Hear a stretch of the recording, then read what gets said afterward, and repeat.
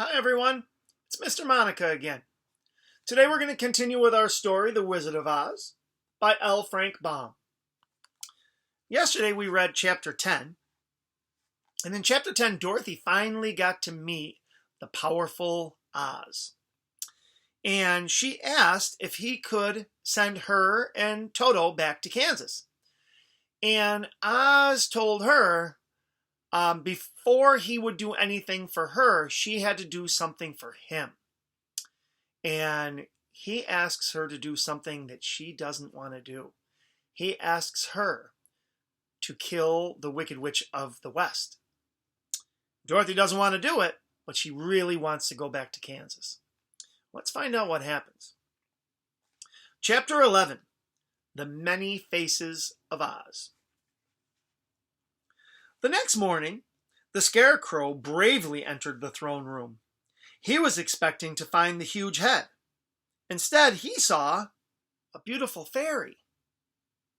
Her wings and hair were bright green, and she had a crown of perfect emeralds on her head.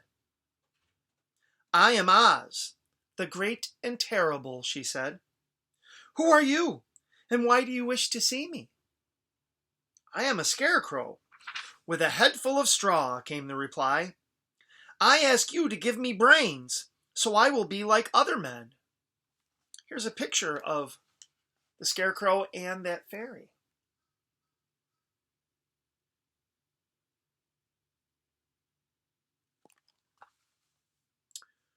"Why should I do that for you?" Oz demanded. "Because you are wise and powerful, and no one else can help," was the reply. "Well, I do not grant favors. If you kill the Wicked Witch of the West, I will give you enough brains to make you the wisest man in all of Oz. Now go, and do not return until the witch is dead." The Scarecrow hurried from the throne room and went to tell his friends about his meeting. He was quite sad that he hadn't received any brains. The next morning, it was the Tin Woodman's turn. He hoped to find the beautiful fairy, since he thought that she would be more likely than the head to give him a heart. Once inside the room, however, he stopped and stared.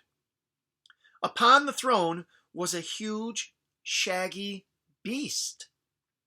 It had 5 arms, 5 legs, and 5 eyes and a head something like a rhinoceros's. It was a terrible-looking beast, but, being made of tin, the Tin Woodman was not afraid of it. "I am Oz, the great and terrible," roared the beast. "Who are you, and why do you wish to see me?" "I am a woodman made of tin, but with no heart," was the reply. "I cannot love, so I have come to ask you for a heart." "Why should I do that for you?" Oz demanded. "Because I ask it, and because you, alone, are powerful enough to grant my request," the Tin Woodman said bravely. "If you want a heart," growled the beast, "you must earn it. Help Dorothy and the Scarecrow kill the Wicked Witch of the West. Bring me proof, and you shall receive the kindest heart in Oz."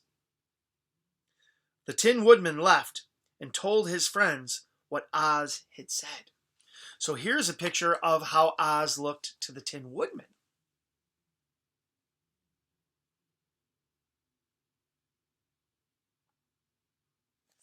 Each time Oz looks very different. The Cowardly Lion was the only one who had not yet seen Oz. He decided that if he met the head, he would roll it around the room until he was granted his wish. If he met the fairy, he would jump at her and scare her until she gave it to him. If he met the beast, he would roar until he rattled it so much that it gave him his courage. He fell asleep dreaming of the courage he would gain the next day. The next morning, he rushed into the throne room, ready for any of the 3 faces of Oz. Again, however, Oz was in a new form. An immense flame so hot and bright that the Cowardly Lion had to shield his face and creep back against the far wall. This was not at all what he had expected, so he began to shake with fear. Here's a picture of the Cowardly Lion in the flame.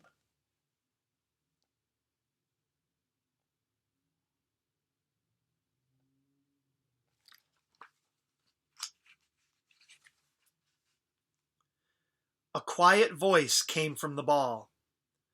"I am Oz, the great and terrible," it said. "Who are you, and why do you wish to see me?" "I am a Cowardly Lion," came the reply, "and I ask that you grant me courage so that I can truly be king of the beasts." Oz thought a moment, then said, "Help the others kill the Wicked Witch of the West and bring me proof.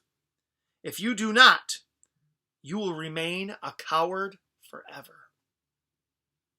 The Cowardly Lion was angry at the answer, but had no reply. He glared at the ball of fire, but it kept getting hotter. Until he could bear it no longer, he ran from the throne room to tell his friends the news.